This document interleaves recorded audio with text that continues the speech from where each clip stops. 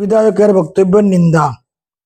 সুধীবৃন্দ, বিভিন্ন নিউজ ও পত্রিকায় প্রকাশিত হচ্ছে যে বসনগরের বিধায়ক তোফাজ্জল হোসেন সাহেব বিধানসভায় দাঁড়িয়ে বলেছেন, দেশ ও রাজ্যে বিভিন্ন অপরাধজনিত কর্মকাণ্ডের সাথে জড়িত মুসলিম জাতি। উনি কোনো মুসলিমকে ছাড় দেন নাই। ওনার এই বক্তব্য দ্বারা মুসলিম জাতি আঘাত পেয়েছেন। কেননা মুসলিম জাতির মধ্যে আল্লাহর অলি, বড় বড় আলেম, দার্শনিক, আধ্যাত্মিক, দেশপ্রেমিক, যারা দেশকে স্বাধীন করার জন্য নিজের জীবন দিয়েছেন। এখনো অনেক মুসলিম দেশের প্রগতি, সমৃদ্ধি, সুনামের জন্য নিজের অর্থ স্বার্থ ত্যাগ করছেন। ভারতকে স্বাধীন করার জন্য মুসলিম জাতির অবদান ত্যাগ অস্বীকার করার মতো নয়। ডক্টর এপিজে আব্দুল কালাম, মৌলানা আবুল কালাম আজাদ রহমতুল্লাহ আলাইহি, জনাব ফখরুদ্দিন আলী আহমদ সাহেব রহমতুল্লাহ আলাইহি, এই মতো হাজার হাজার মনীষীরা সন্ত্রাসের বিরুদ্ধে, অপরাধের বিরুদ্ধে নজিরবিহীন কাজ করেছিলেন। জাতিকে জড়িয়ে এত বড় অপরাধ দেওয়ার অধিকার তো উনার নাই। এই কথার প্রমাণ উনার নিকটে থাকলে প্রমাণ দেওয়ার জন্য দাবি করছি। যদি উনার কথা সত্য হয়, তাহলে উনি তো মুসলিম সমাজের একজন। অপরাধজনিত কর্মকাণ্ডে জড়িত থাকার পরও কিভাবে উনাকে বিধায়ক করা হলো এবং মুসলিম সমাজ থেকে ওয়াকফ কমিটির চেয়ারম্যান, হজ কমিটির চেয়ারম্যান, সংখ্যালঘু মোর্চার চেয়ারম্যান ইত্যাদি কেন করা হচ্ছে, এর উত্তর চাই।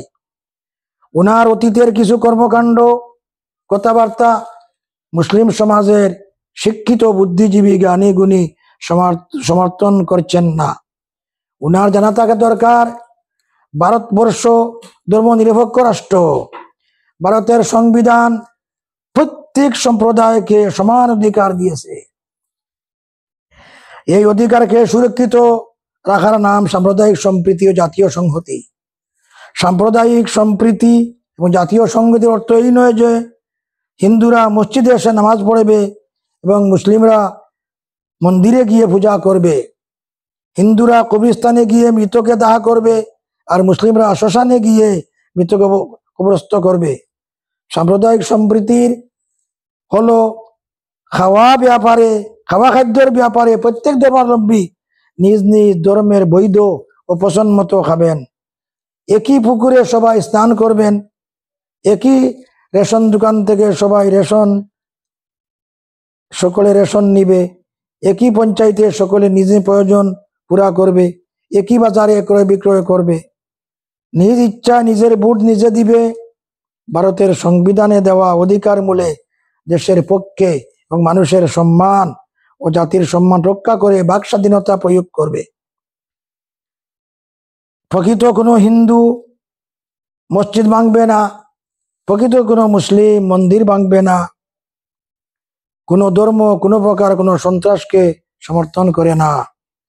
তোফাজ্জল হোসেন সাহেব উনার মন গড়া বক্তব্যের জন্য মুসলিম জাতির কাছে ভুল স্বীকার করে ক্ষমা চেয়ে নেওয়া উচিত, বরং করা জরুরি।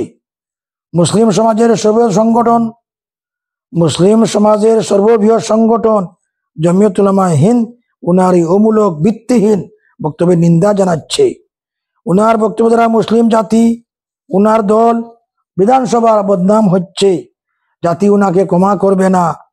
অসংখ্য মানুষ উনার এই অমূলক বক্তব্যের দীক্ষা দিচ্ছে, যদিও কোনো কারণে এই সমস্ত প্রতিবাদ প্রকাশ করা হচ্ছে না। মুফতি তৌহিদুর রহমান, সভাপতি ত্রিপুরা জমিয়ত উলামায়ে হিন্দ, অতি দুঃখের সহিত এই ভিডিও করলাম। উনি এই কথা চিন্তা করতে পারছেন এই বক্তব্যের আগে কি বলতেছি।